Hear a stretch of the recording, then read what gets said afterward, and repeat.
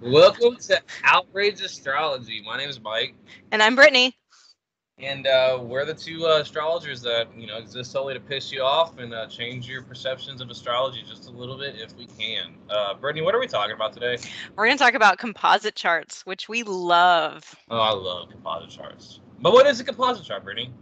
So a composite is when you take two people's natal charts and you look at all of the midpoints of the planets and it becomes one chart. It's no longer like the synastry where you're seeing, how this planet from this person plays off that planet from that person. You're actually looking at the chart of the relationship itself. Yeah. So like the synastry is how the different ingredients in the life salad and the relationship salad sort of like bang off of each other, and then the composite is more of like the end result, the end product, the cake that comes out of the oven, so to say. So composite charts are a relatively new method for analyzing relationships. It emerged from the Uranian school of astrology that developed in Germany in the late 1800s, and based on various astrologers doing experiences or experiments involving midpoints, and then slowly it sort of evolved. The process has been refined over time, and in the 70s, with the introduction of Planetic Composite by Robert Hand, which I love, the composite chart, along with the Davidson, became a really credible way of judging relationship dynamics. So, how do you pull up a composite chart, Brittany? Okay, so you're going to go to astro.com, free horoscopes, extended chart selection. Then it'll say under birth data, horoscope 4, you put in one partner's name there, and then you put in under partner the other person's name right there. And then you're going to go to chart type, and it'll say partner charts. There's a few different ones you can do. You'll pick the first one, composite chart midpoint method. Now from here, I would advise people to go ahead and click down on the bottom where it says vertex, pull that in there. Under aspects, go ahead and click quintiles and biquintiles. And are there any other points that you like to throw in there, Mike? You can honestly do show all aspects, because they'll pull up aspects to the ascendant. I tend to not like to do that when looking over a synastry chart, because it makes it really difficult to read. Yeah, it makes it real busy. But in a composite chart, it's a lot more streamlined, a lot more simple to read. And those aspects to the ascendant and the midhaven are very, very important. So you just might want to go ahead and add it. Yeah, so you'll want to click both. Where is it? Draw to to all objects. Is that what you're talking about? Well, now you'll still want to click quintiles and biquintiles, because you're going to want to include that aspect. Yeah, I was just thinking this morning while I was drinking my cup of coffee, the Beatles should have changed the name of their song, All You Need Is Love, to All You Need Is Quintiles. I honestly thought, but anyway, yeah. So quintiles and biquintiles, for any of you that don't really mess around a lot with minor aspects, are kind of up there with inconjuncts, only they're like the opposite. Like whereas an inconjunct is a minor aspect that creates a lot of trouble, a biquintile and quintile just create like a special gifting or area between those two planets. Yeah. Also, I think it's worth noting that in any chart, the biquintile, the quintile, and the inconjunction, also to a lesser degree the sesquiquadrate, they are referred to technically as minor aspects, but in practice they are anything but. They are definitely something to be paid attention to at any given point in time. And so here we probably want to talk about orbs, especially because minor aspects do have different orb allowances than major aspects. So Mike, what are our orb allowances for all the planets? Okay, so in a composite chart, you're going to overall, with the exception of the minor aspects, allow for much greater orbs. When you're talking about any aspects of the luminaries, especially the conjunction, the square, the opposition, up to 10 degrees is going to be completely in play. So never count those out. And then you're going to want to go maybe like 6 degrees at most for Mercury, Venus, Mars, and aspects to the ascendant. And then the slower moving planets, of course, they're still going to be in play. So, I mean, you just kind of take that and work it in. So like let's say Pluto conjunct the sun, it's 10 degrees away. It's still going to be in play. So it's still going to be very heavily felt just because of the way that a composite chart is put together and blended together. So what orb allowances do you use for the inconjunct and the quintile and biquintile? The inconjunct, I would use a 3-degree orb at the most. The quintile and biquintile, 2 degrees at the most. Yep. So, okay. yeah. So when we look at a composite chart, you will notice that it still shows you what all of the signs are. But it's a trap. It's a trap. Yeah, you really don't need those. You need them for 3 things, really. You need it for the ascendant. That's going to kind of tell you how that couple presents to everybody else. And for the sun and the moon. Mm-hmm. Now, the ascendant especially, because the ascendant does nothing but, just gives the flavor of how you present yourself to the world around you, not including the aspects, of course. But like the ascendant in Leo, that's going to be, hey, wait, our ascendant's in Leo. Is it really? Yeah, I know it is, isn't it? No wonder we have such a great little show here. Yeah. Okay. So that disregarding that comment, the ascendant in Leo is going to show like a really, really showy power couple type of vibe. The ascendant in Cancer and the composite chart's going to show a much more, I guess, like affectionate towards each other looking, sort of like sensitive to each other, kind of a inclusive, enclosed, protective sort of kind of vibe to the relationship. Libra is going to come off really fun. Scorpio is going to come off really secretive. Capricorn is going to come off really focused, and so on and so forth. So what do you usually check first whenever you pull up a composite chart, Brittany? What's the first thing you usually notice? I'm gonna notice what quadrant of the the chart, what quadrant of the chart the planets are clustered in, if they are.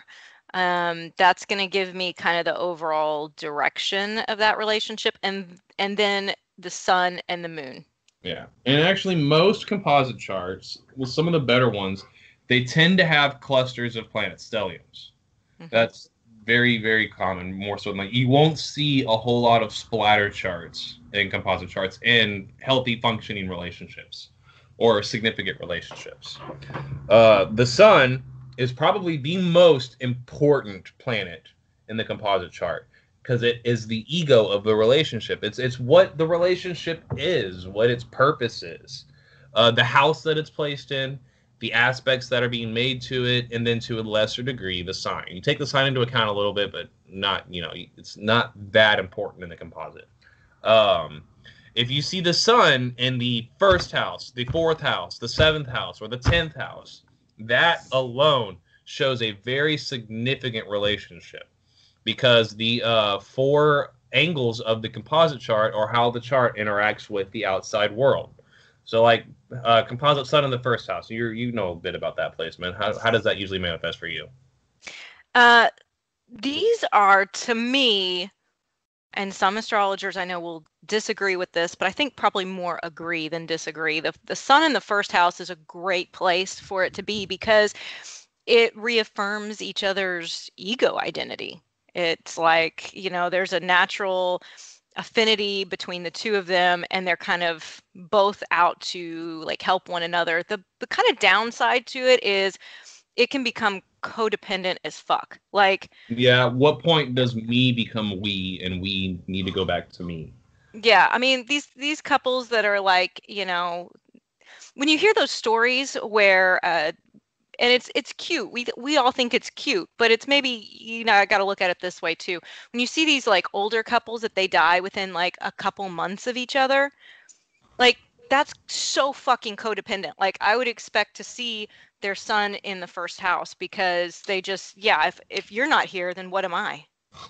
Yeah, I would have loved to have done the composite chart on that couple from The Notebook, how they like died in bed together at the same time. Yeah. They probably had the composite sun in the 1st house. Right. The 4th house, I actually like that placement. I've got a lot of friendships and close personal bonds that have that aspect, And having the composite sun in the fourth house is more of a family type of vibe. There's a lot of trust, a lot of familiarity, a lot of they usually have really, really warm and welcoming homes, places where they can actually really retreat. They use the relationship as sort of a way for them to find their emotional security in the world. Um, what about the seventh house, Brittany? Well, and on that note, I wanted to say you will often find the sun in the fourth house of family members. When you go and pull up the charts of you and all of your immediate family, don't be surprised if the sun or the moon are falling in the fourth house. That happens with me and I think everybody but one person in my immediate family, and then between the two them as well, like looking at their composite charts. So I think me and my mom have that. Me and my dad have the sun deposited in the seventh house. I do know that. And then me and my sister have it deposited in the 10th house. So it's all angular houses. yeah. But the fourth house is, yeah, it's usually a very secure type of relating between the two people. Like I said, trust usually runs very, very, very high. Now, seventh house. So seventh house suns are those are very close relationships. Like I would honestly, I mean, a sun in the first house is good. A sun in the seventh is better.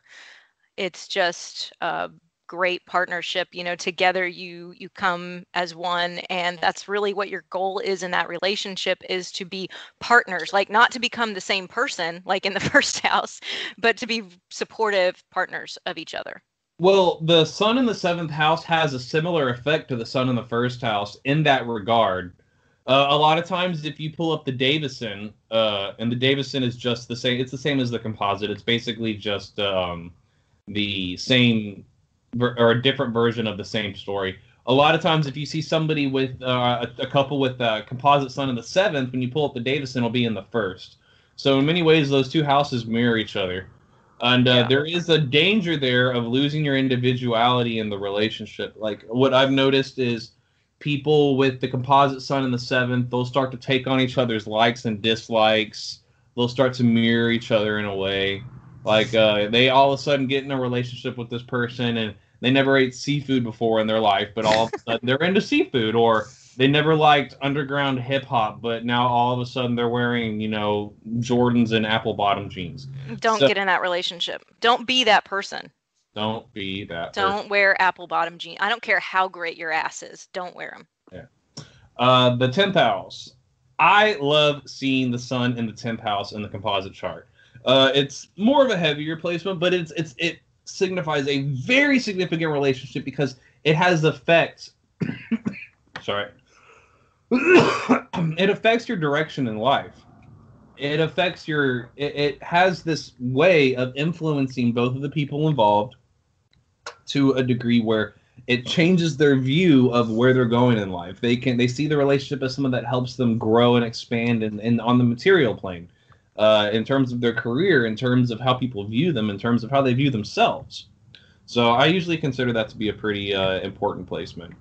Yeah, oftentimes you'll see couples that have some shared goal with their sun in the 10th. Yep. What houses do you not like seeing the sun in?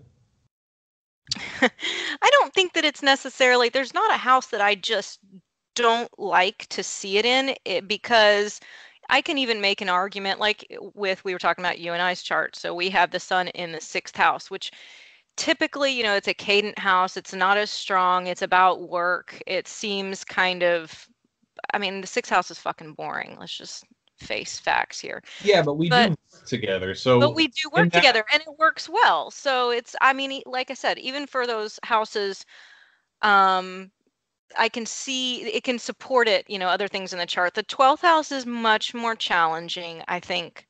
The 12th house is a very difficult placement for the sun. It does sometimes work, but a lot of times you'll see it in the charts of couples that have affairs on each other.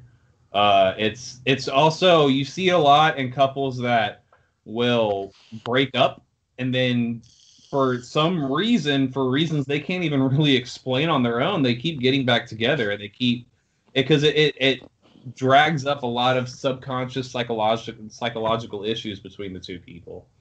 And so it's very, very challenging. There tends to be a lot of secrets. So I really don't like seeing that one that much, but it can work. Now, eighth house suns are another one that people tend to like shy away from. And again, it's intense. It is intense. It depends on what what that relationship it may work for that couple. Like I know a couple that has a sun in the eighth house and they're swingers, so it fucking works for them because they're it has the same kind of vibe as like the composite sun and hard aspect to Pluto, where it transforms a lot over time, and it can just be very, very intense. Like some people that's right up their fucking alley, but some people, they just can't handle that level of that high level of relating. The sun in the 11th house, I fucking love. That is such a great friendship house. There is a lot of shared dreams, a lot of shared ambitions, shared hopes and goals. It's not as emotionally intense, which some people tend to shy away from because a lot of people view emotional intensity as something that's to be strived for in a relationship. But overall, I think it's actually a very healthy house to have the composite sun. So we kind of jumped around because we went from like angular to bad houses. So we're kind of all over the place. But the fifth house is kind of similar vibe as the 11th. It's going to be a very fun relationship typically, but it's not one that you are necessarily going to be in forever. Unless you have heavy Saturn or something else really, anchoring that down. The moon is really anchoring it down. But a fifth house sun is like, think of like the couple that like goes and hikes or goes out and gambles or goes out and drinks. It's just it shows that both people are in the relationship just purely because it makes them feel good. Right. And if you use Placidus, mine and Brittany's sun actually falls in the fifth house, but we'll get into that later. Okay, and then the second house and the ninth house, we didn't really mention those. Or the third house. Oh yeah, or the third. second, third, and ninth. So the second house is one where you tend to focus on what you're building together more, where you come to rely on each other for your resources. Or building material security through the relationship. Yeah, so if you want to go into business with somebody, a second house sun would be great. If you're, 20 and you're like really hot and you want to marry an old dude, second house sun. The third and the ninth house, having the sun placed there is not a bad placement by any means, but they tend to not be as strong. They're very intellectually stimulating. The third and the ninth, they both have that similar vibe. It has to do with communication and learning, and I mean, granted, if you're really down for that, like if you just if you like talking for hours and hours and hours, then yeah, that's totally fine. But they tend to not have that real heavy romantic vibe to them that a lot of people are.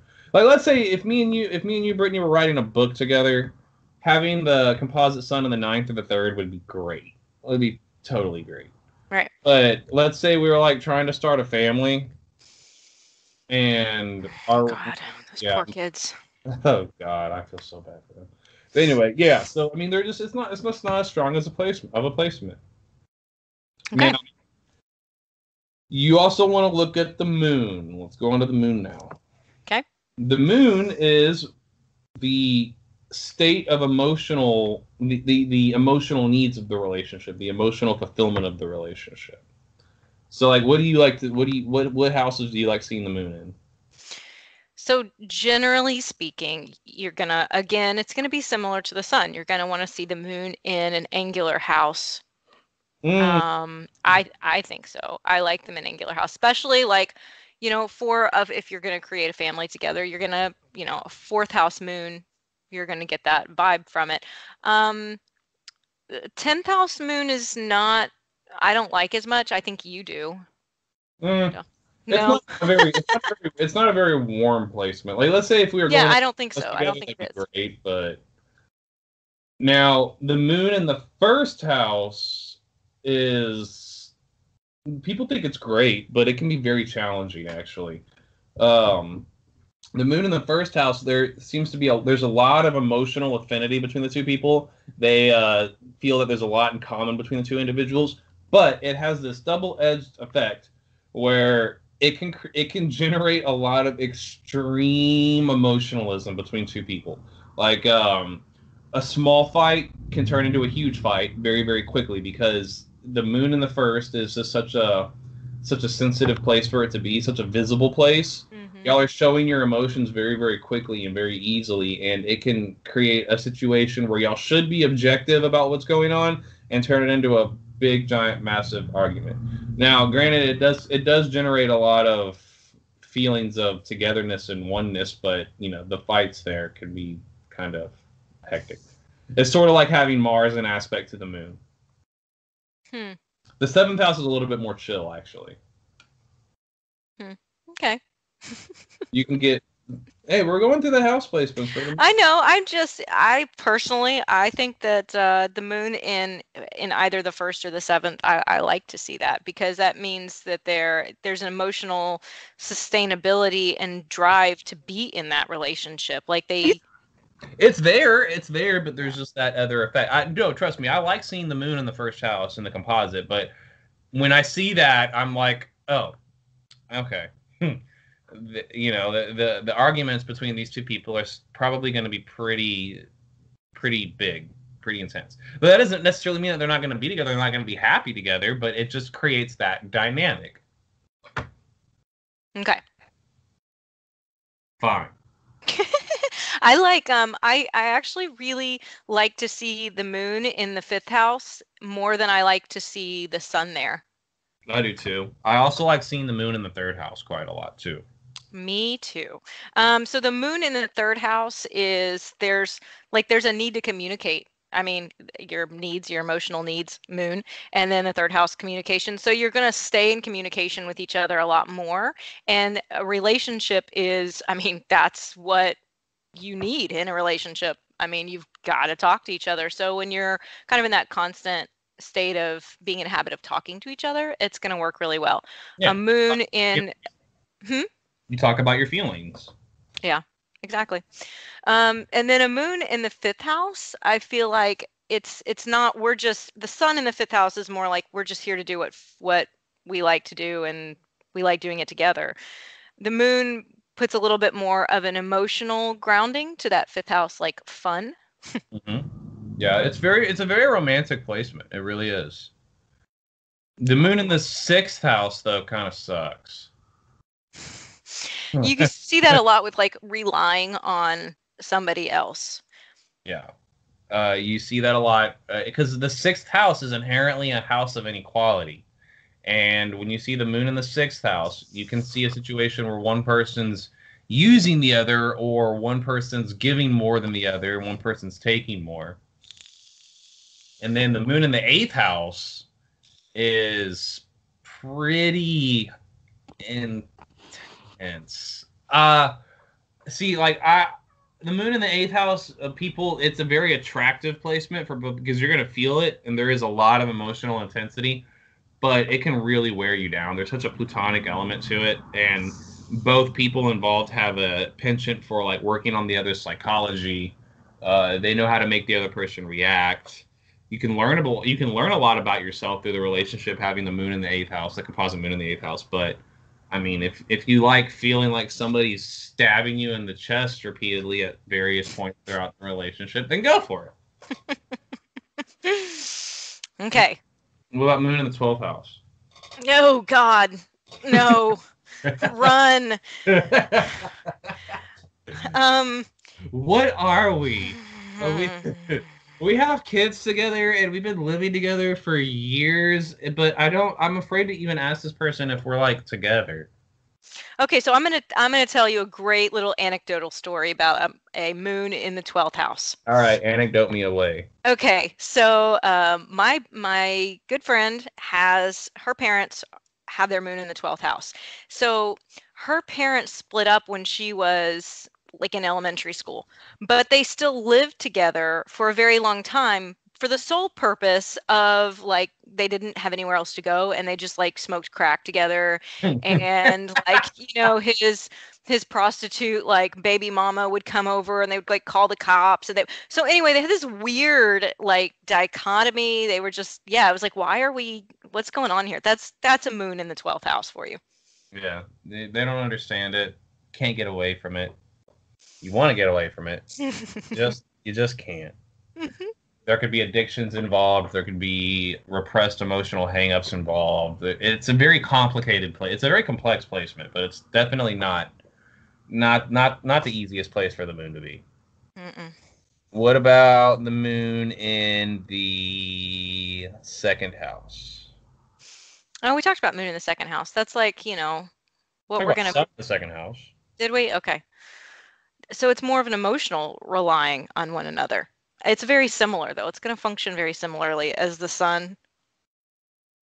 Yeah, but there's a quite a bit of clinginess there too, because they view the relationship because the second house is a lot about emotional security. In many ways, it's like the eighth house, and having the moon in the second house, it definitely it can create a situation where you are afraid to break free of the relationship because you've learned to build so much of your values of yourself and your values based on your possessions into the relationship that it can be a good thing too, though. I mean, emotional security can be a good thing. It is. Yeah, there's, like I said, there's a positive and a negative placement. There's a positive and a negative side to every aspect, with the exception of moon in the 12th house, in my opinion. Well, the second house is a Taurus ruled house, and even though we don't pay attention to the signs as much, you still have to keep in mind that that's Taurus's house. And so you can have stubbornness where you want to stay in this relationship for financial means or for emotional stability or just because it's comfortable, but this can also be a like it can feel good if the moon is aspected well. The security that it's providing can really anchor you. Yeah, I don't like, it's not that I dislike it, but with the moon in the 11th house, I tend to see I don't view it as positively as the sun in the 11th house. When I see the composite moon in the 11th house, there's definitely like there's a lot of emotional attachment to the dreams of the relationship, to there's a lot of, I don't know, I just don't feel like it's as bonding of a placement unless there's like, Saturn tying it down or Pluto tying it down or stuff like that. I don't feel it is a relationship that has the staying power as some of the other moon house placements. And this is like your summer fling placement. Yeah. We banged on the beach a few times. I don't know if I'll call her again, but she was fun. Yeah. I love seeing the moon in the 9th house in like a parent-child relationship or a teacher-student relationship or anything where the purpose of the relationship is to grow and to change your views of the world. I like seeing that. It's positive. It's not very romantic, but it's positive in its own light. And this brings a good point to light that if you are, for example, if you're very Sagittarius heavy or you have, a lot of you have a need for intellectual stimulation, having having a lot of, having sun or moon in the 3rd or 9th house is going to support that for a relationship. Yep. All right. So Mike is coming back from death, so that's why he's like hacking up a lung, but he's alive now. It's fine. I'm very, very, very sick, but I'm getting better now, and not smoking cigarettes has really, really assisted me. But anyway, Mercury. What's Mercury represent? So Mercury is how we're going to communicate with each other. It represents a lot of other things, especially in the natal chart, but like that's what we're really going to see it as in a composite. If you see Mercury conjunct the Sun or Mercury conjunct Venus, don't get too excited. Yeah, remember that in a natal chart that Venus and Mercury travel very closely to the Sun in any natal chart. So you're going to have that when you do midpoints, it's going to come up too. Yeah, you're going to see that a lot. A lot of Sun conjunct Mercury. It's just a very common placement. It really doesn't even mean all that much. It just means y'all talk. I've talked to this person. Now, the thing is if one or both people are very mercurial and you see Mercury getting a lot of hard aspects from other planets, that can definitely show a bit of it can definitely affect the dynamics of the relationship very, heavily. So like what do you look out for when it comes to aspects to Mercury? Okay, so Mercury square Neptune. That one is definitely gonna like raise my eyebrows a little bit. It's on its own, it's not bad. Nothing on its own is bad, except a 12th house moon. But nothing on its own is bad. But if you get a Mercury square Neptune, you two are gonna have a hard time understanding what the other one is getting at when you're talking. It's just gonna make it a little bit difficult, especially if you've got some Mars thrown in there too. Not only are you not gonna get each other, but you're probably gonna fight about it. There also is the potential for deception, muddled thinking between the two of y'all, not being able to get a whole lot done. Also, because Mercury travels so close to the Sun, and it's usually conjunct the Sun, if Neptune's squaring Mercury, well, there's a pretty good chance it's squaring the Sun too, and that's a big deal. Yeah. I hate to bring back the Sun up, but aspects being made to the Sun are extremely important, way more important than in synastry. Well, granted, they're important in synastry too, but aspects to the Sun are going to be very, very, very, very prominent. And then aspects being made to Mercury are usually going to have an effect on the Sun as well. So, yeah, sometimes they're going to be in a different house, so you don't always get them side by side. But like you said, it's very common just because of the nature of how they orbit. Okay, so one of them that might seem kind of scary, but that we were talking about this earlier, that maybe not quite so bad, is Mercury conjunct Pluto. So you want to talk about that, Mike? Oh yeah, Mercury conjunct Pluto. You will notice that both partners one or both may attempt to dominate the other person's thinking and their way of, I guess, perceiving the world more at like an intellectual way. Like a lot of times you can see a lot of intellectual disputes, intellectual disagreements, one partner trying to convince the other person to think a certain way. But don't you have this with your husband, Brittany? So wouldn't you have some... I'll tell you my story, but I want to hear your perspective on it. Yeah, so we can kind of try to persuade each other into thinking whatever we think about a topic. And it can get a little much sometimes because we both are very strongly opinionated. But unless you have a lot of other stuff going on in the chart that's going to indicate combativeness or being, I think you mentioned being very zealous about a particular topic, it's not the worst thing that can happen.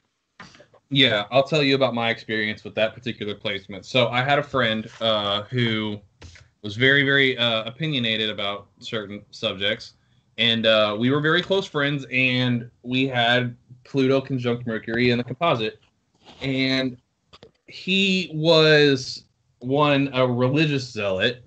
Like, this guy used to wear, and nothing against, hardcore Orthodox Christianity or whatever, but this guy would wear, like, tassels sewn into his pants because of a certain Bible verse.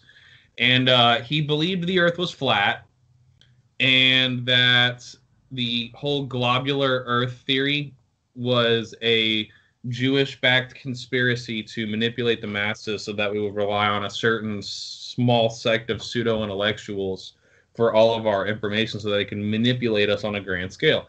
And we would literally sit around at night and drink wine and smoke weed, and he would try to impress his viewpoints upon me. So it would turn into these big, giant, massive intellectual disputes that, impacted our friendship. I actually stopped talking to him because I began to kind of, come to the conclusion that he was crazy.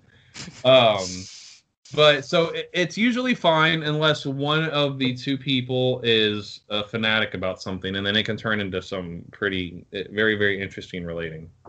Yeah. So how do you feel about what Mercury is going to do through the houses? So Mercury in the sixth house is kind of boring because it's all about like getting stuff done throughout the day. Um, I mean, I pay attention to the house placement of Mercury, but I don't pay as much attention to it as the sun or the moon in terms of the house. I pay more attention to the aspects. But what's your opinion on it? I mean, it's just kind of, yeah, I agree. It's maybe that's what you're going to spend a little bit more time talking about than anything else, but it's not remarkable. Yeah. So like Mercury in the 11th house, talking about your friends. Did you hear that? Like, dude, I saw Janie and she just got her nails done, and those French tips look terrible. Oh yeah, I totally saw those too. Aren't those horrible? Mike knows that it's called French tips and not a French manicure, so I'm just going to point that out to everybody so you can laugh at him. Okay. Okay, so yeah, I mean, Mercury's not like the most exciting thing. What about Mercury in the second house? I have this like with a few people, which is weird to me. What do you think? Do you want to go antiquing together? How should I fix my house? Maybe that's why I do talk a lot about how to fix my house up with people. So, It's just not exciting. Okay, we just want to skip Mercury? We'll talk about Venus. what about Mercury in the eighth house? Oh, well, see, now that would be fun. I want somebody Okay. with a Mercury in the eighth house. We should do a seance. Yeah, or we should go to that club where people wee on each other. You get that reference. Okay. You want to stay up all night and watch ID channel and listen to these people talk about almost getting murdered? Yeah. Yeah. Okay. Venus. Talk about Venus. Oh, you want me to talk about Venus? Yeah, You were just like, Venus! And I'm like, okay. You actually misheard me. I was actually yelling the word penis, but I have a little bit of this. Now, yeah, let's talk about Venus. Okay. So like we said, Venus is going to travel really close to the sun. You're going to see those often. Same thing with Mercury as Mercury. You're going to see them often conjunct or almost conjunct in a composite chart. Venus is going to be something that is what feels good to you as a couple. Venus is about pleasure. So it's about love. And I mean, yeah, it is. It is about that. So it's gonna, like I said, it's often gonna fall in the same house as the sun, which we already talked about how that's aspected. It's gonna do similar things. It's more lovey-dovey. So let's really talk about the aspects to Venus. Okay. I've heard Venus, Mercury, and the Sun all conjunct together called the love stellium.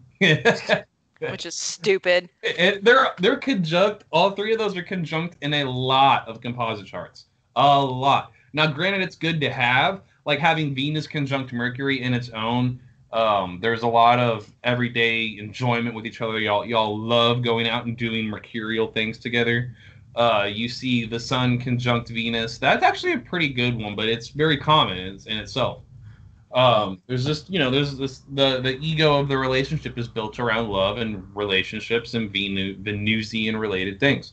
So don't get too excited when you see all those planets piled up together. That's very, very common. Now it's positive, but common. I've got an interesting Venus aspect for you. What? Venus square Uranus. I'm going to tell you. You see that a lot, and you see that a lot in affairs. Yeah, well, because I think the quality of Uranus here is making it come and go. So you might see this, like you said, in affairs. You can see this in relationships that it's like you cycle, you are really close for a little while and then you drift apart and then you come back together. Yeah. It creates a lot of excitement, but it's not a sustainable amount of excitement. Yeah. Now, if you've got Saturn in there, and Saturn is always something that stabilizes stuff, then it can help it out quite a bit. If you have Neptune mixed in there with that, then God help you. Because True. you're going to be so disappointed every time it cycles. Uh-huh. Yeah, true. So, like if you've got like the particular chart that I have this in with somebody, and so I really see it very clearly with, is somebody that I also have Saturn on the IC with. So that's the more like they're going to keep coming back. Like they're going to cycle out, but they're going to keep coming back. Mm-hmm. Did you have an affair with this person? No, I did not. Venus aspects, there's a couple that are really, really positive to see. I have noticed that, and you've noticed too, we were talking about this earlier, Venus conjunct Jupiter. Awesome. Yes, that's such a benevolent, giving, loving type of energy. My parents, I mean, granted, they divorced after 22 years. They had that aspect, which I really feel like it had a lot to do with keeping them together for so long. And then me and my best friend, we've been friends since we were like children. We have Venus conjunct Jupiter exactly. Venus conjunct Mars. That's hot. Yeah, that's actually really sexual placement. There's a lot of compatibility sexually between two people that have that aspect. I mean, you have that aspect. Oh, dear God. But Astrology is a lie, everybody. We just evidenced it. Pluto's involved too, but anyway. Yeah, so I mean, anything Venus and Jupiter are doing together, even hard aspects, are not going to be that bad. I mean, they're both benefic planets. They can't really go too awry. Similar thing with Mars and Venus. I think you're going to get more sexual tension between the hard aspects. Do you agree? Yeah, actually, Venus and hard aspect to Mars is still hot. Like Venus square to Mars, or Venus square or opposition to Mars, conjunct Mars, or even Pluto. Any of those highly sexually charged planets, it creates a lot of sexual tension between two people. Now, granted, when you look at that in the composite chart, that doesn't necessarily mean that it's not going to draw those people together to begin with. You'll see that more in the synastry.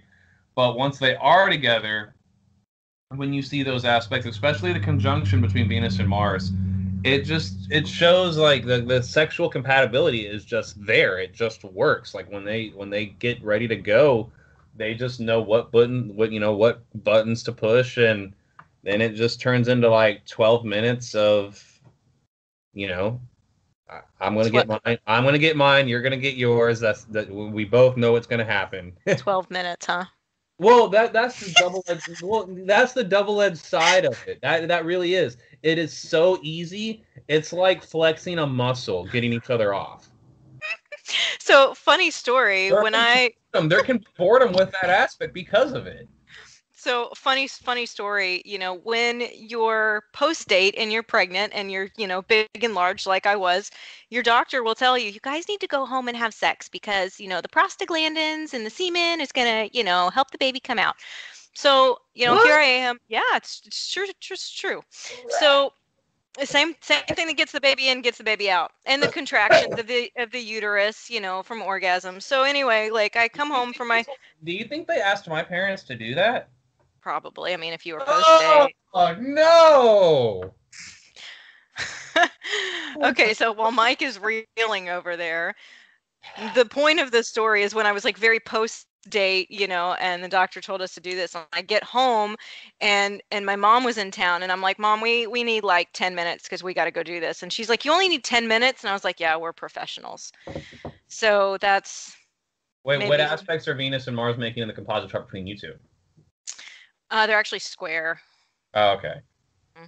That's actually a little bit better, I would say, than the conjunction's really positive. The conjunction's famous. You see it a lot. But the square is more there's friction, and I mean friction's a part of sex. I take it back, they're semi-square. Whatever. Okay. Whatever. We're not as hot as we thought we were. That's still pretty. That's still friction, and friction is inherently a part of sex. I mean, that's the only thing that makes sex enjoyable is the friction. or lack thereof of friction if you enjoy. Okay, You like gotta move on. astromine. I'm like getting the giggles like I'm in 6th grade right now. Yeah. Uh-huh. All right. All right. So I mean, Venus. kind of just you got me stuck on this. I have this image in my head of my dad's penis poking me repeatedly in the top of the skull. There's a lot of other stuff that is in between your head. There's, well, okay, maybe not a lot of stuff, but there's, there's a few inches of other Not things. enough stuff. I'm Okay. sure they had sex while she was pregnant, okay? Oh my god. Okay. Anyway, if you see Venus in aspect to the moon, that's very positive. Oh, Uh, yeah. You're going to forgive anything that you two do that might rub you the wrong way in the composite otherwise. If you've got Venus in aspect to the moon, and especially like a conjunction, it's all gravy. You'll get over it. yeah, especially if Jupiter is involved too. Jupiter in aspect to the moon and Jupiter in aspect to Venus too. That definitely ramps up the forgiveness level. Neptune does it too, but not in a good way. And we'll go over that in a little bit. So what houses do you like to see Venus in? I mean, it's gonna be similar with the sun. It's gonna be in the same part of the chart or very close to it anyway. So Venus in the 12th house isn't so bad, actually. no. Well, any benefic planet in the 12th house Except is not so bad. yeah. Venus in aspect to Pluto. What do you think about that? I don't feel like we should talk about this. Like our slant on this is gonna be so different. Well, the conjunction's intense. It's very, very intense. Y'all definitely can get each other to. Y'all definitely can get each other to react, but that's a lot nastier when you see the opposition or the square. There can be a lot of jealousy, a lot of possessiveness, a lot of controlling behaviors. It's not pretty. Now, since you and I both have Venus conjunct Pluto in our natal chart, so obviously we're going to have this in our composite chart. Do you think since we have it in our natal charts, it does the same thing in a composite? It does, but at the same time, you have to take into account the individual's personalities involved. So we're used to that type of energy. Yeah. We're very accustomed to it. So that's what's kind of like right up our alley. We actually can handle it really, really well. Though I do happen to, you know what? I'm going to bring up something old. You remember that one time where I didn't talk to you for a couple days and you sent me this like text message where I'm too old to keep chasing after people. If you don't have to talk to me, then I'm not going to talk to you anymore. You know, that is a pretty goddamn good example of the Venus conjunct Pluto in our composite chart. I'll take my hit. It's true. It's true. I did. I'm like, I'm not going to, you know what? I just like met you. I don't even know you. I'm not going to fucking keep texting you if you're not going to text me back. But I would just like to say that now that we are friends, if I don't text you or message you by like 11 a.m., I hear from you. So, yeah, that's true. But well, see, the thing is Pluto, whatever it touches, whether it's the sun, the moon, Mars, it's kind of fucked up with Mars, or Venus, it transforms it over time. It creates an evolutionary process to the relating between two people. So what do you mean it's kind of fucked up when it's next to Mars? Because we have that too. Oh no, well yeah, no. Okay, we'll get into that. That's next. Mars. Let's talk about Mars. Mm-hmm. Okay, Mars is fun. That's a fun topic. Is the ego drive of the relationship. The sun is what the relationship is, and then the Mars is how the relationship goes out and fulfills its needs, whether it be sexually or what have you, any way that, the relationship needs to, sustain itself. It's the engine. Yeah. Well, the Pluto is too, but Mars is the more conscious engine. Yes. Also, when you find Mars, whatever house it falls in, you can get a good idea as to the types of things that couple may argue about more often than not. True. So if you have a Mars like in the 12th house, like me and my lovely husband, the things you're going to fight about are what you keep from each other. So you have to be very, very conscious of keeping communication open.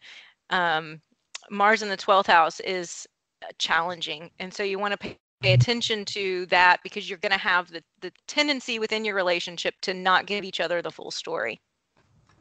I love how when you say Moon in the 12th house is awful and horrible, but if it's Mars, it's just challenging because I have it in my marriage. Yeah, I mean, that's pretty much how I live my life. I have my own fucking rules, and then I have rules for everybody else. Okay. Let's say Mars in the 2nd house. I mean, because every couple fights. There's no perfect relationship. If you have this view that the relationship's going to be perfect and you'll never fight, then y'all obviously got Neptune making a lot of hard aspects in the composite to begin with. But we are judging the hell out of you. If you ever come to me and you say that you never fight, like I'm going to judge you. Yeah. Yeah. Mars in the 2nd house is you're going to be driven to make your surroundings comfortable. You're going to be driven to make money. You're going to be driven to whatever is tangible in life, that you're as a couple going to go out and get it.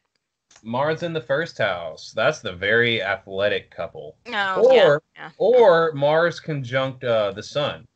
Mars conjunct the Sun's actually pretty cool because the sex usually tends to happen really fast with those couples too.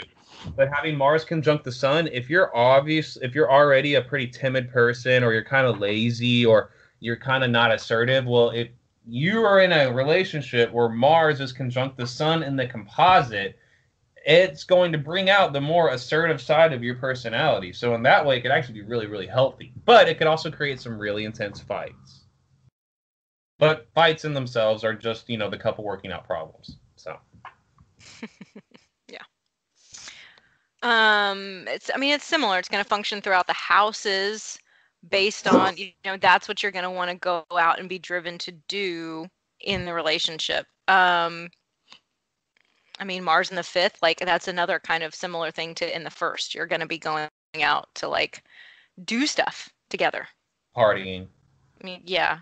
I think it's funny how whenever I think about the 5th house, I'm like hiking or, skiing, and you're like doing drugs, gambling, and partying. Well, that's what the 5th house means to me. Hey, wait. Now, see, our Mars is in the 5th house, and then you were just like, well, why don't you come to Tulsa so we can go to an EDM music show or whatever? I mean, that's pretty fucking 5th house to me. Yeah, but I'm not going to be rolling.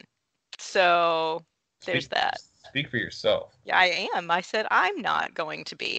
Okay, Mars in hard aspect to Pluto in the composite. The conjunction's not that bad. The conjunction, even like in the natal chart, having Mars conjunct Pluto, that couple can get a lot of stuff done together. A lot. Because the Mars is the battery pack of the relationship, and then Pluto is in a different way. But they're both a lot of the ego drive, and having those conjunct means that they can get some shit done. Like me and my dad want to, like, I talk about him a lot because I fucking hate him, and I think our composite and synastry is profound. But me and my dad have Mars and Pluto conjunct in the composite, and when we do work together, we'll cuss each other out the whole time, but we will get shit done and fast. Like, yeah, but when you get it in hard aspect, when you get it like in a square, that's going to be much more prideful and it's like an ego war. Yeah, ego combat. It's bad. It can actually show if one or both people is prone to violent tendencies, then it could manifest in some really. It could show violence. Yeah. It could also show it could also show a lot of sex too. Yeah. There is a very sexual component to Mars-Pluto aspects. And one that's, different, but still it has a lot of similarities to it is Mars making like a square or an opposition to Uranus. You have different ways of going out and getting what you want. Yeah. You kind of have to let the relationship take its course. It's not necessarily that the relationship's going to be unstable. It only becomes when Mars is in hard aspect to Uranus. If you don't let the relationship do its own thing, if you try to control how the relationship moves and develops, then it will inherently fall apart. You kind of just have to trust that everything's going to be okay and hold on. Yeah. Mars and Neptune. Sexual idealization. Yeah. Yeah, that Mars and hard aspect to Neptune is exactly what you said. You just have totally different. I mean, it's just different. It's just not a sexual compatibility thing. And Mars, so obviously Mars is going to show sex a lot. Mars, in like making those hard aspects to Saturn, is kind of similar in a way to being like not satisfied sexually. Either one of them is going to lead to dissatisfaction in sex. I would disagree. Okay, so Mars and Saturn, yeah, that can show a lot of sexual frustrations. That could also show a lot of pent-up tensions that end up blowing up. Mars and Neptune shows a lot of sexual idealization, and it shows a lot of sex. It's a very steamy combination, but the downside to it is pretty bad.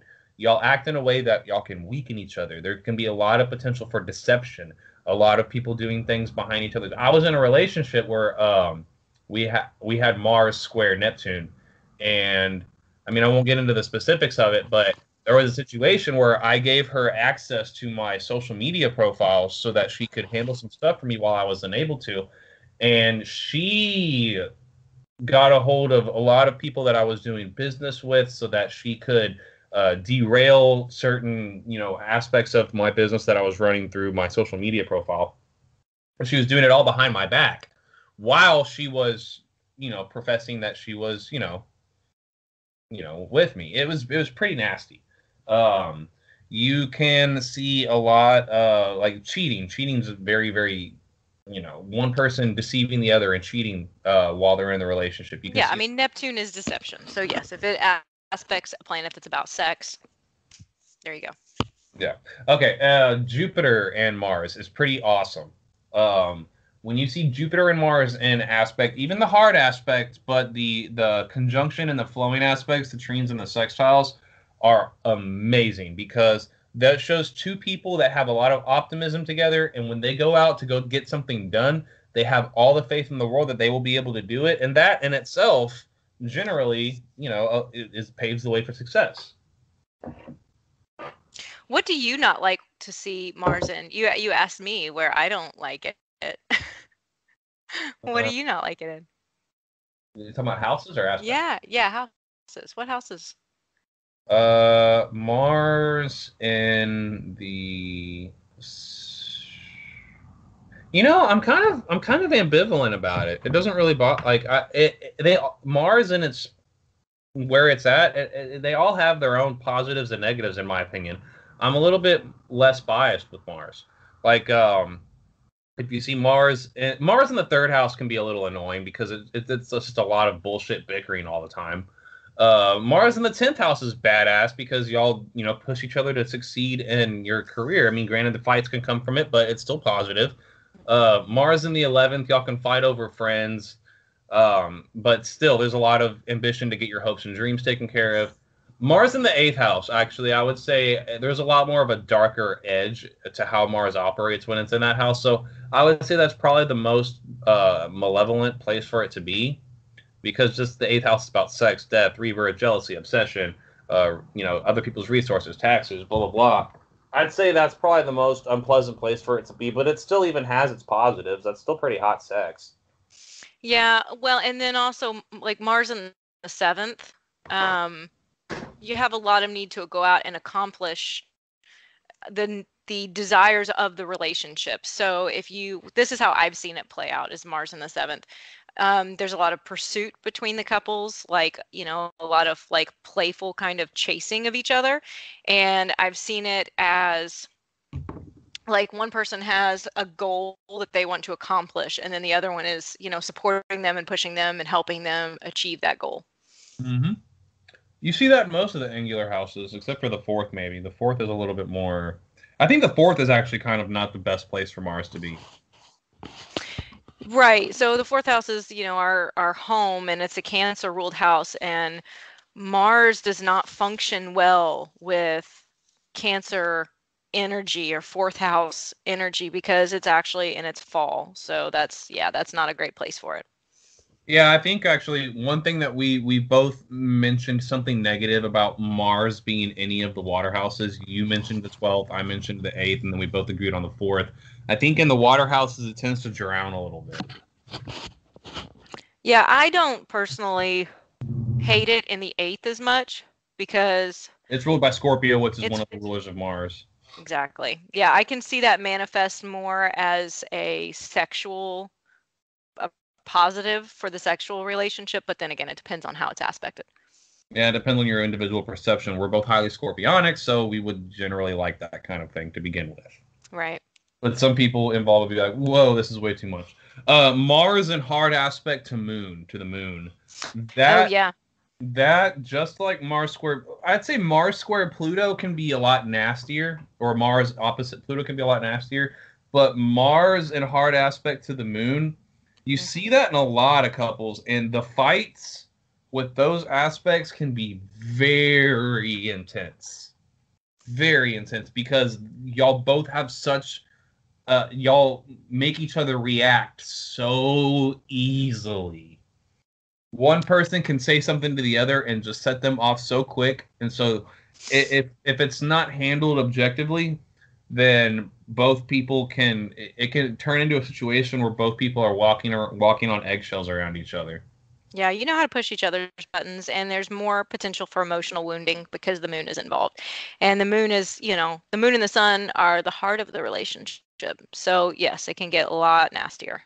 Yeah. All right. Jupiter. Let's talk about Jupiter. Talk more about the houses, I guess, with Jupiter. I mean, we talked about Jupiter in aspect to the sun, Venus, Mars. It's all generally positive. I love seeing Jupiter in the second house in the composite.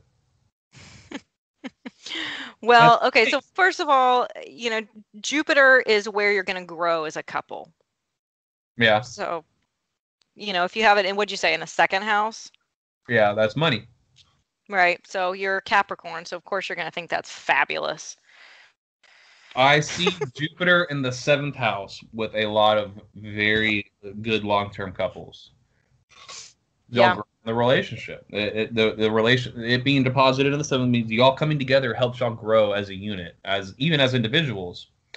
One thing I don't like to see is Jupiter in conjunction to the sun. Yeah, that's pretty bad. That's one of the only bad things that, I mean, there's a few, but that's one of the very few things that Jupiter can do that's not good, because that's really going to, you just have different ways of approaching everything. Yeah, y'all have different dreams, different goals. Jupiter being in conjunct to Venus can be kind of creepy. Kind of creepy. It can be really creepy. Yeah, I mean, well, and then which one is it? Oh God, remind me. Like, my brain is fried. There's one that's like Jupiter. I think it may be the sun, maybe in opposition to the sun, but that it's just like you guys don't know when to quit.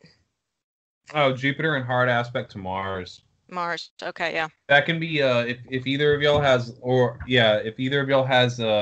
negative quality, like negative habits, like drug habit, alcohol, spending, whatever. Having Jupiter in hard aspect to Mars, and then in some cases the sun, it can really reinforce those bad habits. Pretty bad. It just depends on the overall health of each individual involved. But like, let's say you see two people that just got out of rehab together, and they have that aspect. Aw, y'all are gonna relapse. That's so cute. y'all are gonna turn into Sid and Nancy. Let's go find a trap house together. Jupiter in hard aspect to Pluto can be pretty tough, because Pluto is a lot about how the relationship changes and evolves, and a lot of where people don't want to budge, or there has to be conflict in order for there to be change. And then Jupiter is where y'all are growing, and it can show issues surrounding the sharing of resources.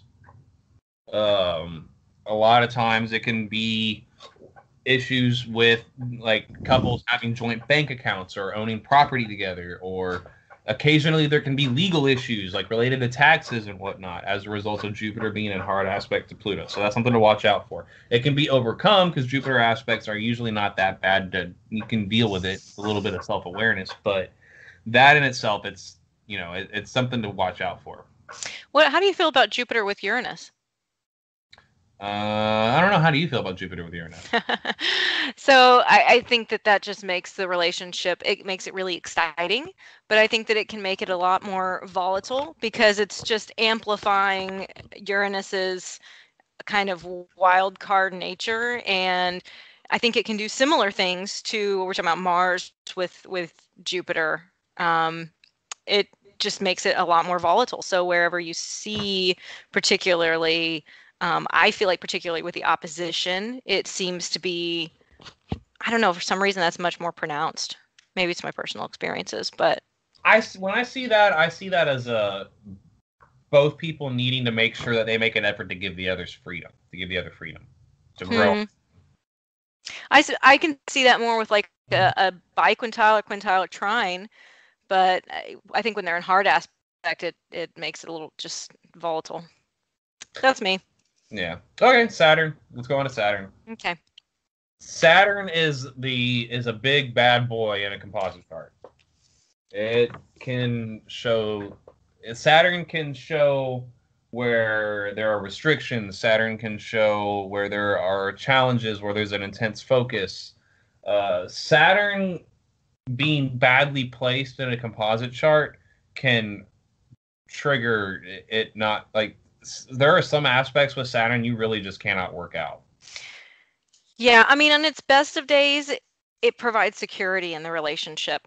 And on its worst of days, it's going to it's going to be very insecure. So, I mean, it can do both, but more often than not, it's going to show where you are limited in the relationship. Yes. Saturn in hard aspect to the Sun, either the square or the opposition. The conjunction's not so bad. Remember, you said your grandparents had that, and they've been together forever. Mm-hmm. But Saturn in hard aspect to the Sun, the couple can love each other, have a great time with each other, really enjoy being around each other. But the differences in lifestyle, the circumstances that they're involved in together, it's it's one of those aspects that can only, and it sounds so fatalistic, it's one of those aspects that can only be worked out if one person decides to give up their dreams for the other person. That's really how that usually manifests. It's pretty bad. I do not like that. That's one of the biggest deal breakers in a chart that I see is I see Saturn square the Sun. I'm like, okay, look, darling, here's the deal. This is going to be probably one of the most difficult relationships you have ever been in your life. Just because the circumstances surrounding y'all being together are just not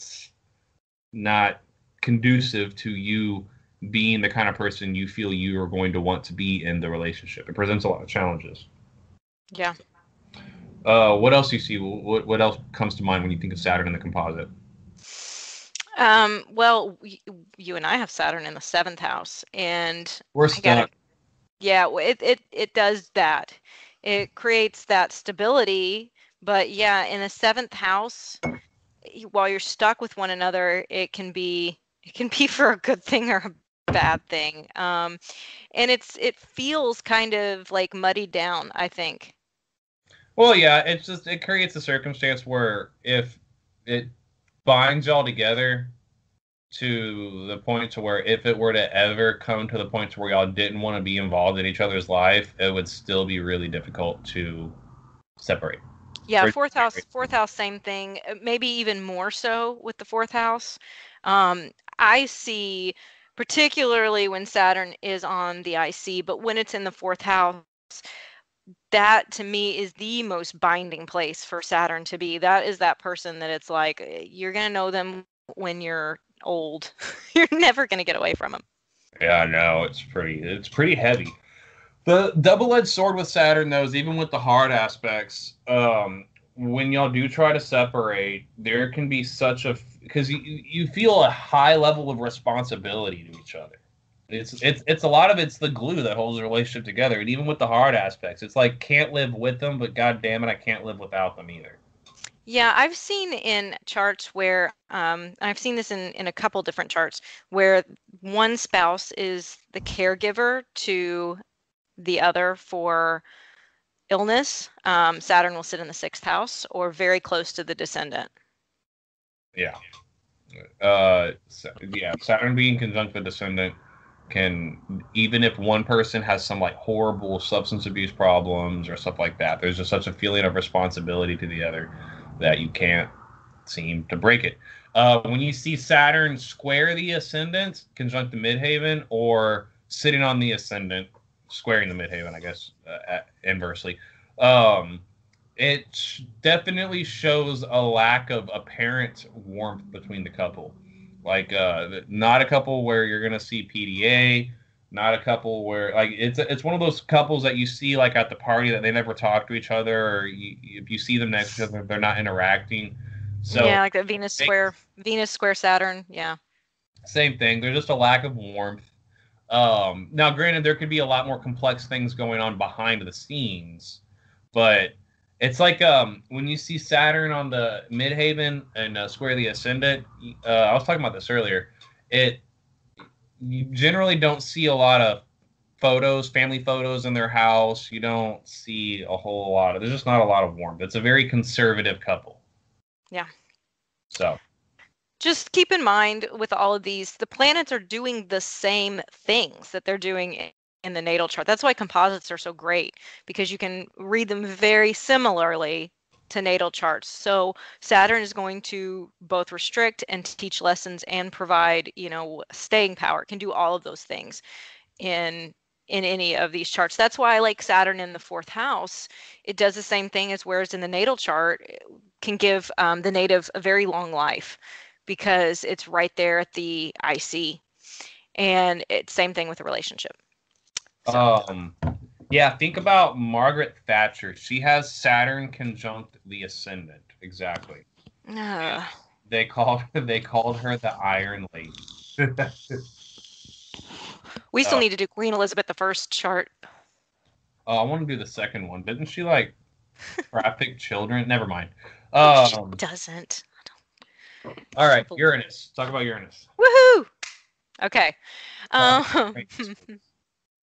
I like Uranus a lot more in a composite chart than I do in a natal chart. It's not quite so, like, personally, I'm not into Uranian relationships. I'm not into heavy Uranus people, but Uranus in the composite is like, it kind of adds excitement and like opens things up very quickly. So like a moon conjunct Uranus is like an emotional sharing of everything.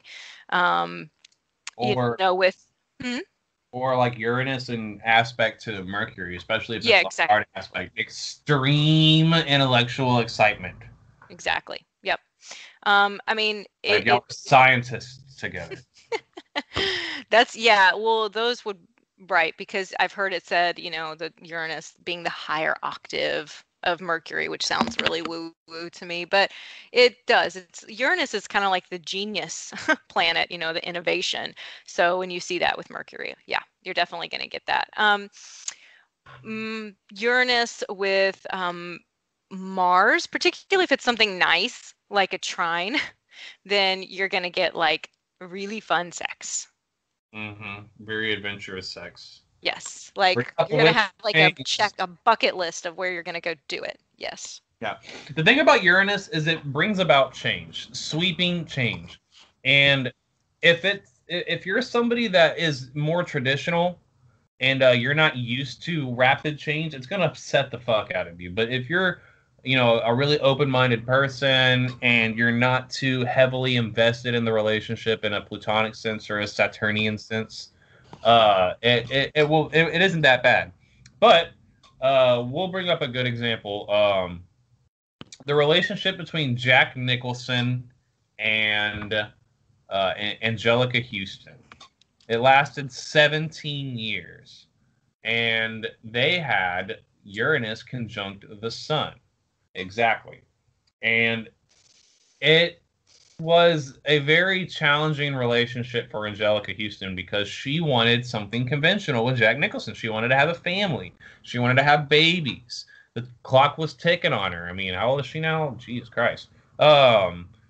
And Jack Nicholson just wasn't into that. He wanted to go out and have affairs and bask in the constant attention he got from all his wonderful movies he made. And it dragged on for 17 years until finally Jack Nicholson announced that he was having a baby with a younger woman, even after Angelica Houston had been trying for 2 decades to convince him to have a child with her or get married to her, which he would never do. And that one event, I guess, kind of reaped the final, effects of Uranus on the relationship. And she flipped out on him and beat the crap out of him on the set of a movie he was making and ended the relationship. I mean, I support her decisions. I probably would have done the same thing. Yeah, I probably would have too. Yeah, like 2 years later, she was in the Addams Family. So who won out in that one? Oh yeah, and then she ended up being in the Royal Tenenbaums. I kind of like Angelica Houston. She's kind of a badass. Yeah, so I mean, Uranus can do yucky stuff to like the second house, for example. Second house composite with Uranus that's not great for a marriage. For other relationships, it might be okay, but with a marriage, especially if you want to have a family, it's going to be hard to build stability and have, the things you need to support a family. Same thing with the fourth house. Fourth house, yeah. The fourth house is Uranus sitting in the fourth house in the composite. We can see a situation where their living circumstances are never really stable. Living paycheck to paycheck is a big problem. Not really having a stable place to nestle down and raise a family, that's always going to be a problem. Very, very unconventional home life. Right. So, Uranus conjunct the ascendant can put you in a position where there are other people outside of the relationship interfering with the relationship, or events unforeseen, like just outside circumstances having an effect on the relationship. And then Uranus conjunct the midheaven can show a lot of two people, I guess, rebelling against society. Mm-hmm. Uranus conjunct the IC too can show that too. The couple rebelling against their families. Yeah, but again, that's kind of one of those, because it's probably going to fall in the fourth house. It's going to do something similar. It's going to make it not sustainable over time, particularly with a marriage. Yep. Okay. What's Neptune? like nasty Neptune. Okay, Neptune in aspect to anything. Neptune, if you see Neptune in the composite chart at all. Okay. Shows up. If that little glyph is there, just close your computer screen, block them on Facebook Messenger, delete them out of your phone, and walk away. Yeah, pretty much. Okay, we kind of gone. I mean, people I think by now should know how Neptune functions. Neptune is, you just don't want to see it aspecting a lot. Let's just put it that way. The less it aspects, the better. Well, yes. Yeah, you're right. Uh-huh. Now, Neptune making a lot of flowing aspects isn't bad. It's not that bad. It's not that bad if it, I don't know about that. I mean, like, Neptune to Jupiter, Neptune to the moon, even flowing, that's just you just don't. Yeah. You got to be careful with Neptune, because Neptune can show the Achilles heel of the relationship really quickly. Yeah. Neptune in hard aspect to the moon. It's not. If that's the only aspect Neptune is making to the moon, is a square to the moon, that's still bad, but you can get past it. But if Neptune's making like a square to the moon, and then it's still making some trines and sextiles to other personal planets in the composite chart, that's just really overwhelming. With Neptune, you idealize, you refuse to see the truth about that part of the relationship, whatever it's aspecting. You tend to, like, with Neptune and the sun, you tend to not see each other clearly as they are, and you view the relationship as a whole through rose-colored glasses, and then it doesn't tend to match up to the, perceptions or the ideas that you started with when going into the relationship. then you see Neptune in an aspect to the moon in hard aspect, then you have this view of emotional fulfillment from the relationship that you tend to not necessarily, get over time. Yeah. I will make one minor exception for Neptune. And to me, this, even in the natal chart, sextiles tend to not be that strong. I mean, I almost feel like they should be a minor aspect. Sextiles, so if I see Neptune making a couple sextiles to stuff, I don't care. You can live with it. I'm waiting for you to argue with me. No, it's not that. I mean, you have to kind of, because Neptune's going to be present in some form in every relationship. So we can't really say that Neptune is bad. Neptune can actually show a soulful connection, but when there's too much Neptune, the more Neptune, the more the possibility for disillusionment and disappointment. So get ready. Yeah.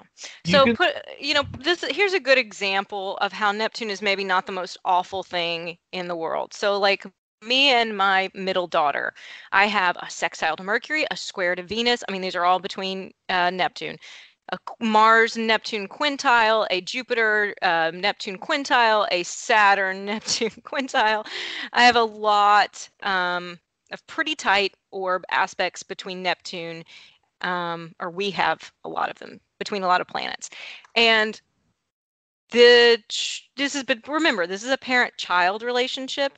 You know, those parents that like their child can do no wrong because they're just so adorable. That's kind of how it goes with me and my middle daughter. She's a lot easier for her to get away with stuff for me, because whereas if she's crying and throwing a fit, I'm like, oh, she just needs love.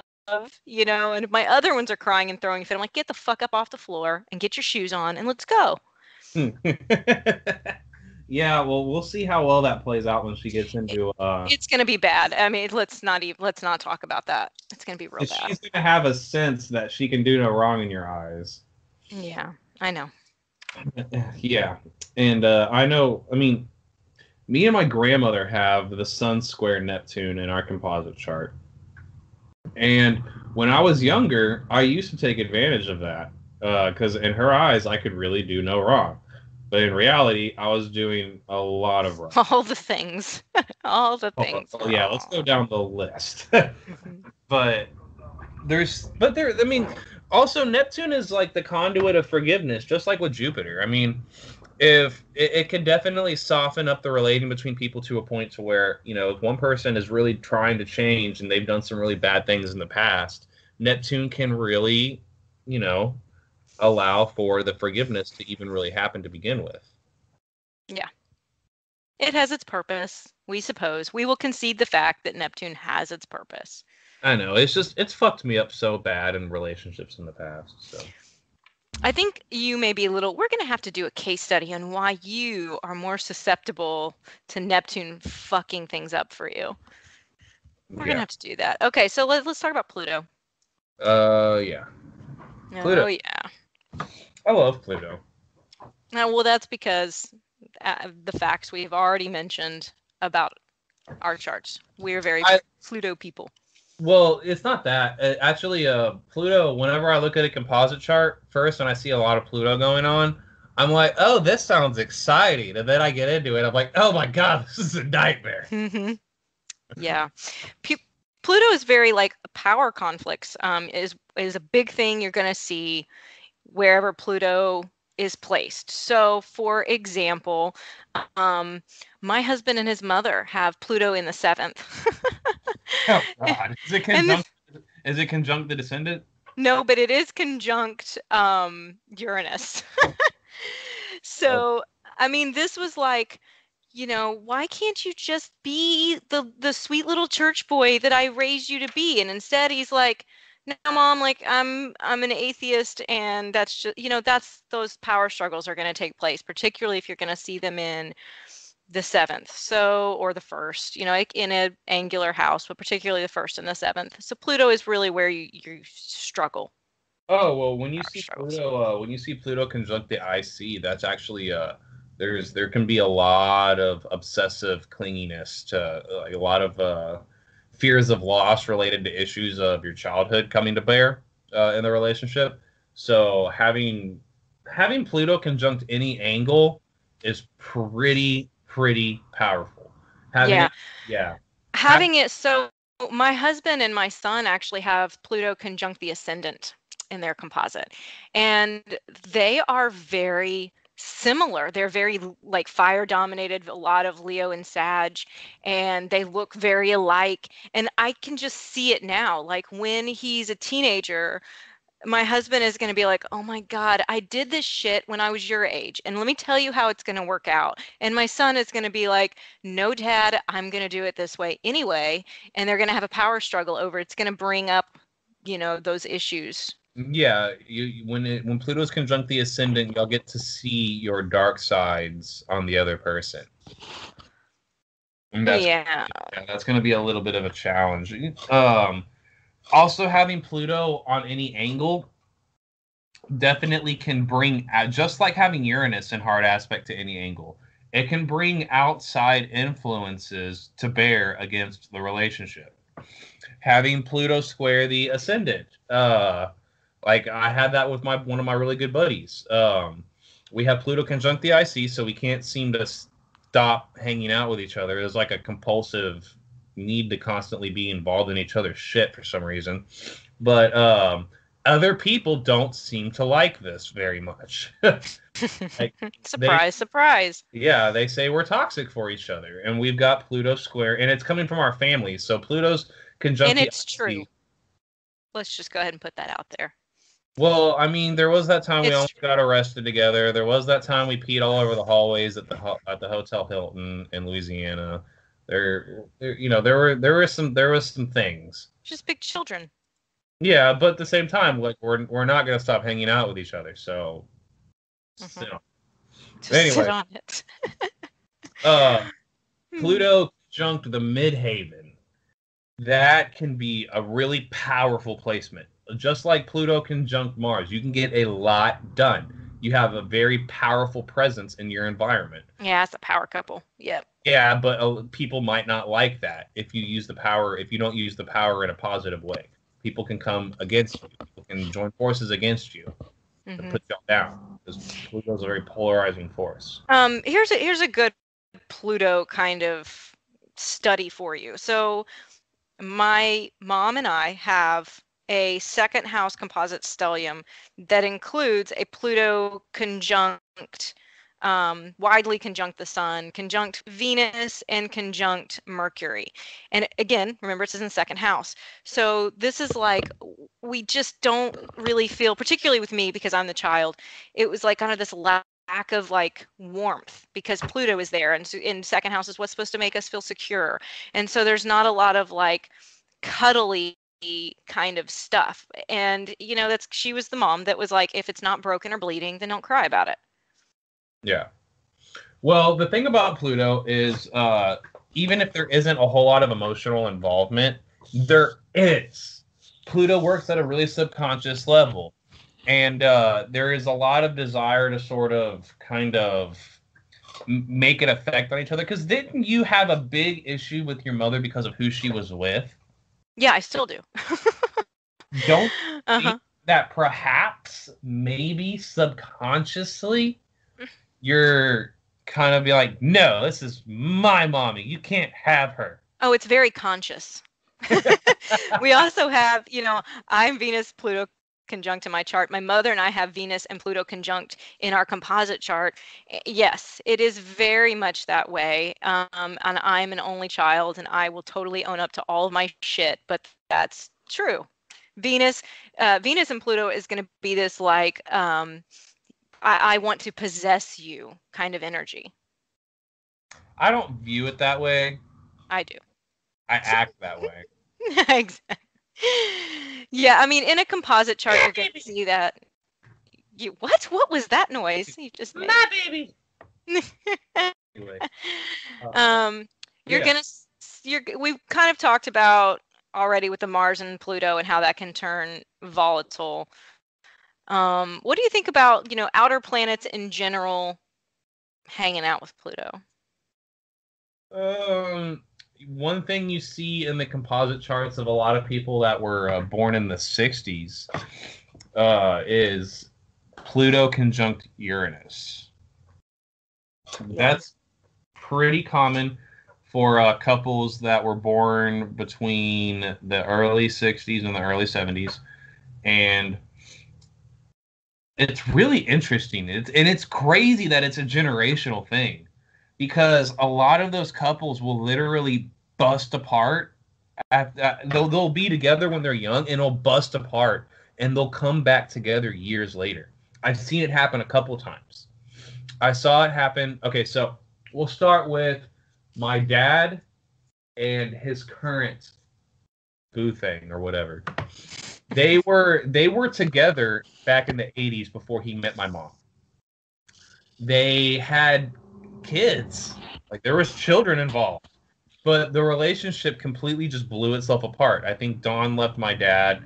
I remember her telling me a story that at one point while she was pregnant with my sister, my dad pinned her down and rubbed cocaine into her mouth.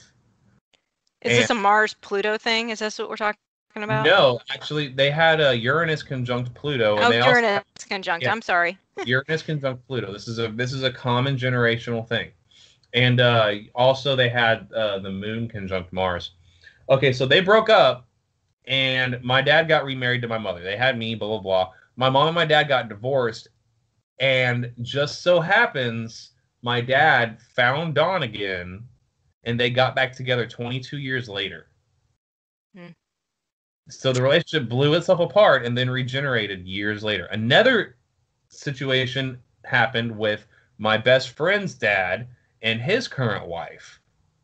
They met when Chris was really, really young while Pat was still married, and they had an affair. And then they didn't talk to each other again for years. And then Pat got divorced from his first wife, and then they just came back into each other's lives by chance, and then boom, the relationship came back together. It creates a situation where the relationship comes together, it blows apart, and then years later it comes back together. I've just noticed it a lot. Okay. Yeah, that's 60s. You're going to see that a lot. I mean, my parents have that too. They're born in the late 60s. So what about the North Node?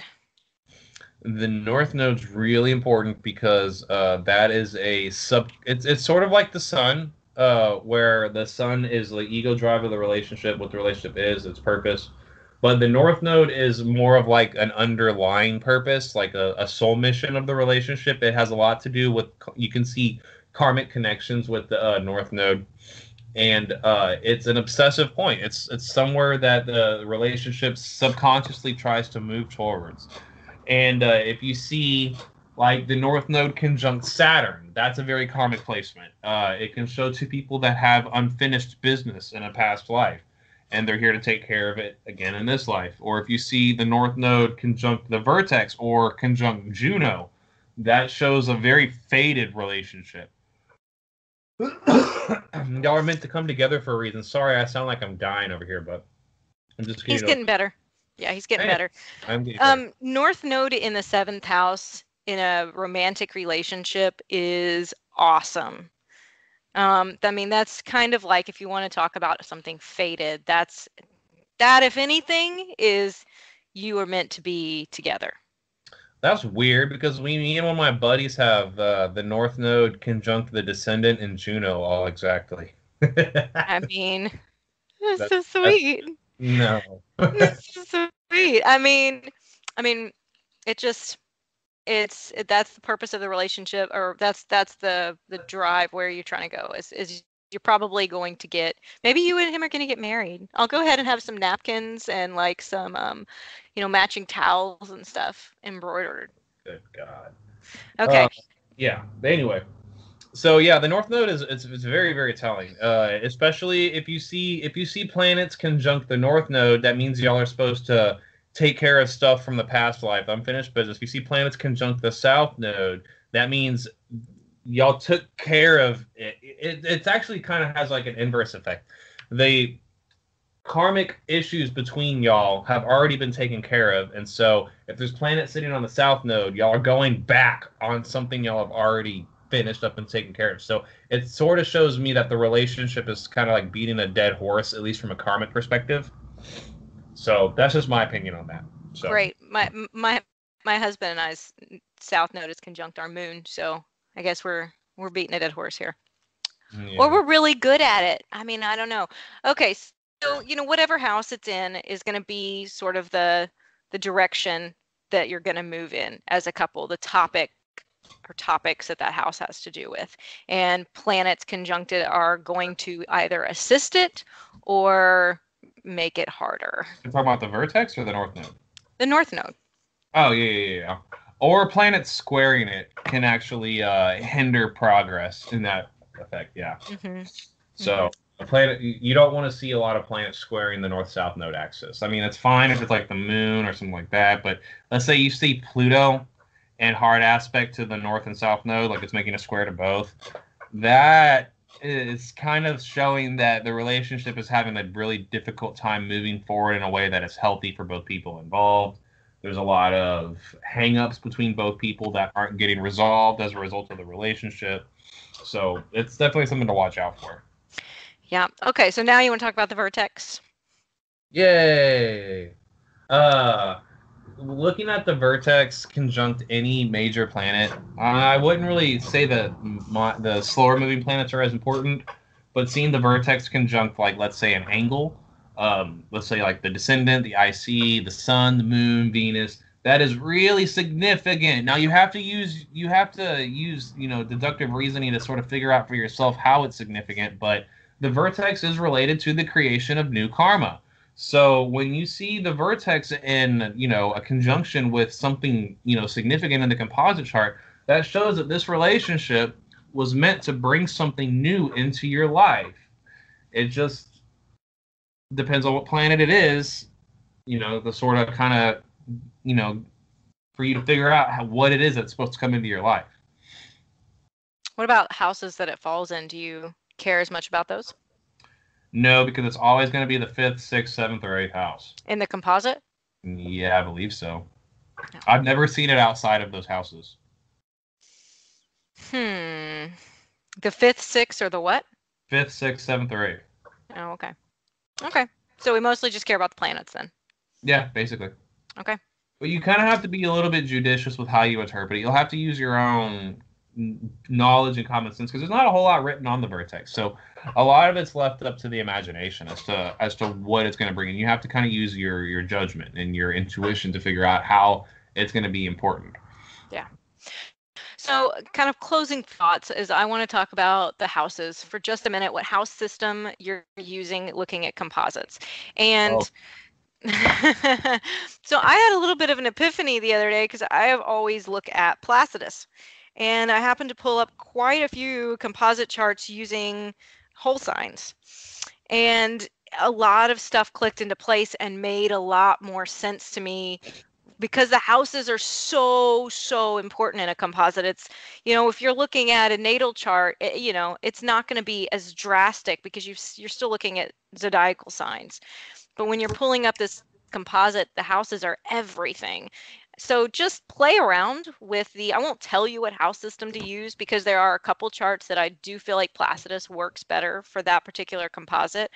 But play around with, at least Placidus and whole signs, if not a couple different house systems, which is really easy to switch on just about any astrological program that runs charts and see what makes sense for relationships that you know. Yeah, I'm a diehard Placidus fan, but I will say that it's worth taking a look at because they're all this is one thing I've noticed about astrology, especially when you're doing relationship readings or even like, predictive. Charts tend to support each other. Like, just like how the Davison and the composite are basically the same thing, it's just a different version of the same story. So checking out Placidus versus whole sign, it's like looking at a whale. It's huge.